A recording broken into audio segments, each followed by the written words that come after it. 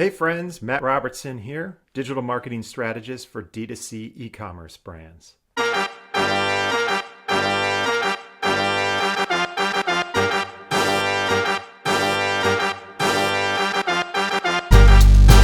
In this video, I want to walk you through how to make a landing page using a page builder app. Page builders help Shopify brands create sophisticated pages on their websites without requiring advanced web development skills. We're going to use the app Shogun today, but there are other apps on the market, such as Replo, that are based on the same concept, with similar drag and drop functionality and cool built-in A/B testing features. In this tutorial, we're going to recreate this recipes and cooking tips page featured in the top navigation of Seated Table's website. This page serves double duty from a marketing standpoint. It's a retention tool that sets the customers up for success with the seafood that they purchased, giving them access to a bunch of recipes and also seafood cooking tips down below. It also has a lead capture element where a person can download an ebook by submitting their email address. So when you click on this over here on the right, it brings up this page where if they enter their email, you've now captured their email address and they receive a PDF version of our recipe book. All right, so let's head over to Shogun, which I have open in another tab here. Shogun is just an app that you get through the Shopify marketplace that's integrated with your Shopify store. So I've opened it up here for Seated Table Store. Our first move is going to be to build or edit a page right here, and we're going to start from scratch. They have plenty of templates and stuff you could use, but we're going to build this one from scratch. Now, we're going to create a standard page instead of a blog post. We're going to give our page a name. Let's call it Prepping Your Catch. But we've already used this handle because the page is already built. So I need to add something to distinguish it from the one that already exists. I'm just going to put a 2 at the end. And down here, we want to include the theme's header and footer. But we're going to leave that on. We're going to create a page. Okay, just a quick tour here. We have on the left side are our page elements that we're going to be dragging and dropping into the page. On the right side is how we're going to style these elements. So a handy way to think about this, if you're familiar with HTML and CSS, your HTML blocks are going to be over on the left side, while your CSS styling essentially is going to be over on the right. But you don't need to know HTML or CSS for this. That's just the core concept that we're working with here. Along the top, you see our different screen sizes. Right now it's defaults to laptop. You can design for 4 different screen types, and you should. For the sake of brevity, I'm going to focus on laptop only, but you do want to optimize for mobile and tablet as well, something to bear in mind. So the first thing we're going to want to do, just looking at our example page here, is build our header. And in order to do that, we first want to drag in a container. And a container operates, if you're familiar with HTML, it's essentially a div block. It's a section that you use to center and organize the various elements within your page. Next, we're going to drag in a column structure element, because if you look back at our page, this is essentially 2 columns that are happening here. We've got our text on the left and nothing on the right, and then the background image is what is the scallops in the pan. Okay, now I'm going to jump over to an app that I use for vector illustration. It's called Affinity Designer. It's essentially Adobe Illustrator.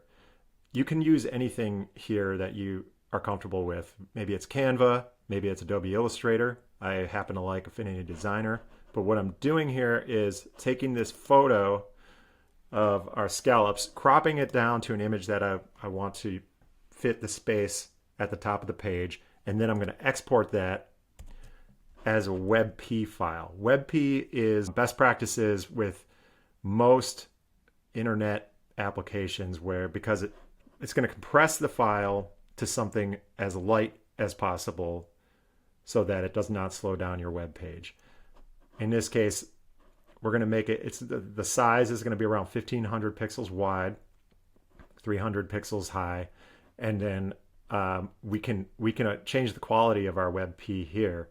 I'm going to keep it around 90, and you see that the estimated file size is around 200 kilobytes, and that's not bad for a website. That shouldn't slow us down too much. We're going to export that to the desktop. I'm going to call it hero image. Save that. Jump back to Shogun, and over here on the left is our layout panel. You can kind of see the outline of how our page is being built. If you think of this as HTML, we've got our div, and then we've got a column element within the div.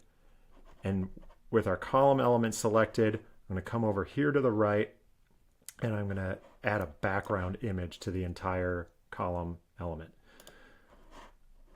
And I'm going to grab it from my desktop, hero image, open, and there it is. The column element is too short, so we need to change our dimensions. We're going to give it a minimum height that matches the height of the image, which was 310 pixels. We're going to let it do full width. We want it to span the entire width of our page. Next, we want to drag in a heading block to the left side of our column structure. So we want to style this over on the right under main. This is an H1. Seated tables font is Rubik.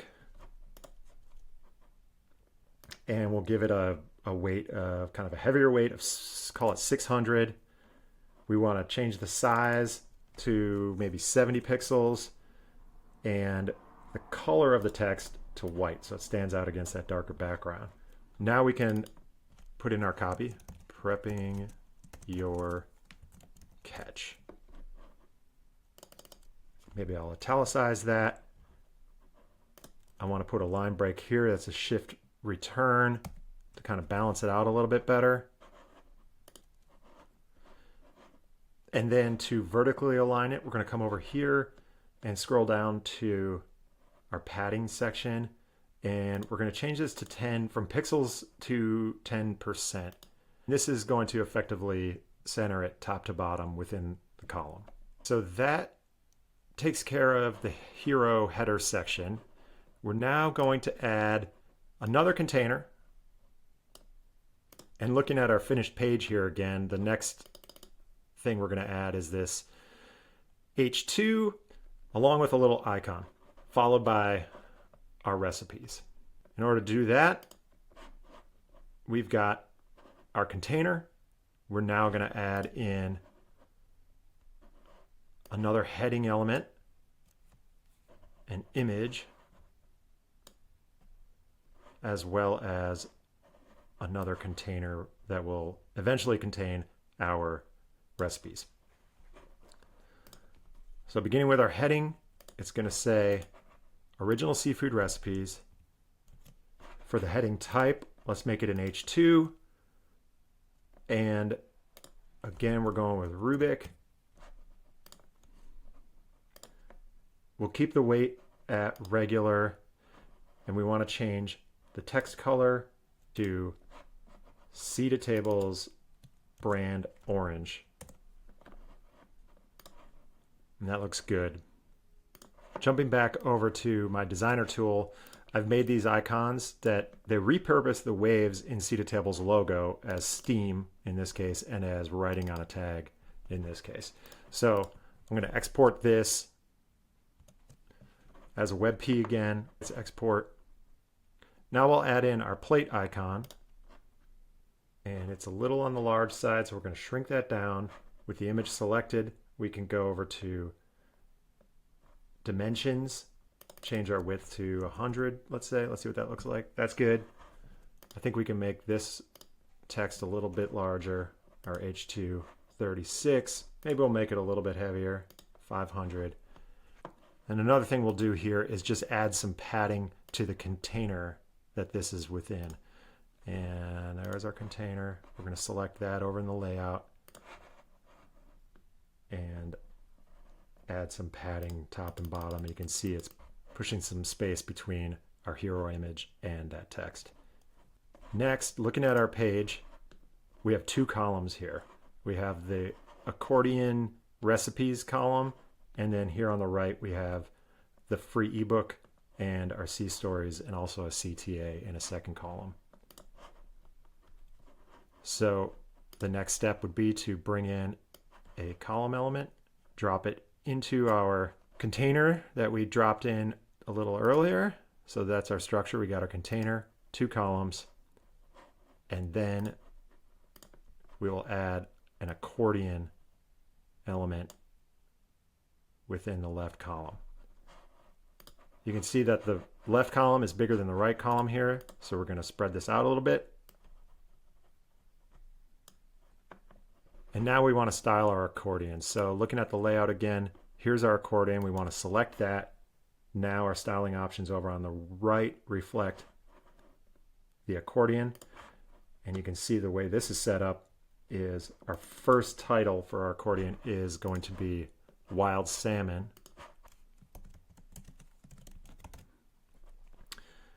Open is just saying, do we want this to show as being already open when the page loads? I'm going to keep it closed. And then by adding panes, we're adding additional recipes. So next one would be Wild Gulf Shrimp. Now we want to style these colors so that the background is this very light blue and the text is in that darker navy blue. To do that, we're going to come down to colors and change our header background to seat of tables light blue, and then we're going to change our header text to a color that I've already saved. This is their navy blue. We want to change the font to Rubric again. We're going to make it a little bolder, call it 500, make it bigger. You can also add here an open icon. This will convey to the user that there's a way to open this accordion, and I'm going to use Chevron. And as you can see, there's a downward pointing arrow that when you click on it, it opens the content for that tab. Now that we have that open, we're going to come over here and see what it looks like when we open it on our live page. And we've got a little copy at the top, which I'm going to copy so I can paste it in. And then our recipes, our recipe cards here. Recreate that. We're going to bring in a text block. For this, I'll just use a regular text block. It's not a heading. Also columns, because these are separated out into two columns, along with images for each column. So first for the text, I'm going to paste in what we brought over from the other tab. And for the image, going back to Affinity Designer, you can see I've actually already kind of pre-built these out. We got gravlocks. So this is just a photograph with text overlaid on it. So we export those again as WebPs, as small a file as we can. We can shrink these down to around 500 pixels, probably even less, but 500 is good. We bring down the quality to 90. We're at 54 kilobytes. Not bad. That's a very small file size. We export that. Here's our cured salmon gravlocks. We're going to add that in. Over here on the right, we can add our alt text. We also want to link this to the recipe. So as you can see on our original page, if you were to click this image, it opens a new tab and it goes to our blog post for how to make salmon gravlocks. I'm going to copy that link, come back over here under link. I'm going to paste in our link and I'm going to have it open in a new window. We also make sure that this is checked, that the image is clickable. Now to save a little bit of time, I'm going to duplicate this, grab it, and drag it up into our second column, and then I'm just going to change out the image, and that's our first tab. But to speed things up, I'm just going to do all the tabs at once, and then I'll return to the video. All right, we're back, and I've built out our entire accordion section. One thing we're going to want to do here is add a little bit of padding on the left and right side of our column structures. And our accordion is within our columns, which is within our container. If we select the container, we can then go down to dimensions, and instead of having it at max width of 100%, let's put it at, let's change it to pixels and call it maybe 1200 pixels. So that's still, if we're on desktop, that's still full width. Maybe we'll call it 1100. Yeah, that gives us a little bit of padding left and right. On desktop view, that's maybe too much padding. We can change that later. We can monkey around with that. Back to laptop view. We're happy with that. Now looking at our finished page, we want another section below with our seafood cooking tips and another accordion just built slightly different. So to do that, we're going to bring in another container. We're going to place that after our first one. And to speed things up, what we can do next is, since we put our H2 and our icon into a container, we can simply duplicate that container and drag that down into our new container and bring in our new icon. So I'm just going to upload it here. It should preserve the same dimensions, 100. It looks a little bit bigger because it's a larger image vertically. If we're not happy with our max width there, we can change it to something like 80 and maybe that looks a little more appropriate. Next, we want to add another accordion section, but first we want to give it a container, and then we'll add our accordion. Our first seafood cooking tip is defrosting your seafood. When you click on this, it's going to show its open state, and in its open state, we want to put a text block, and then we'll fill that. For the header, over here, defrosting your seafood, and we don't want to leave that one open. We want to style it to match our brand colors. The text is going to be that blue. The text is going to be Rubik. Scale up that text a little bit. And we want to add open icon. So let's just add that. Now when we open it, you see we have instructions. Now to speed things up, I'm just going to build out the rest of these panes by adding more panes for each of the tips that we're going to offer. Okay, I've added in all of our tips, and then now we want to just give the entire container a max width of, call it 900. Let's see how that looks. So now that we've built out the majority of the page, we know that there's a couple more elements we need to add on the right. That's our free ebook, a link to our blog, and a shop button. To save us time, I've already built these out previously, and one of the very cool things you can do with an app like Shogun is save stuff as a snippet. So for example, I've selected this container here, and over here you can click that little icon that says create snippet. You label it recipes, and then you create that snippet. You now have access to it on any page you're building anywhere, this entire container. And I've done something similar with the 3 containers here. And I'm just going to add those in now because you don't need to watch me build more stuff. And those you'll find under snippets.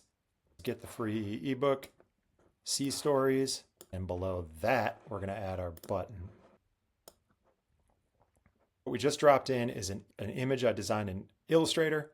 And then below that is just a text block that links to the page that I'll show you in a moment. Same deal here. There's a container with an image with some text written over it. And a button is just an element that you can drop in over here like any number of other elements you'll find. That's all that happened here. It's a button, it's styled, no mystery there. Now this will require a little bit of styling, a little bit of noodling around, adding a little space here and there. You get the gist. So for the free ebook, this is a separate page that I also built out in Shogun, and it's all the same concept that we just looked at. It's containers, it's images. Here there's 3 columns, and the key feature now is this container here, which appears to be nothing, but what it contains is an HTML block, and that HTML, when you click into that,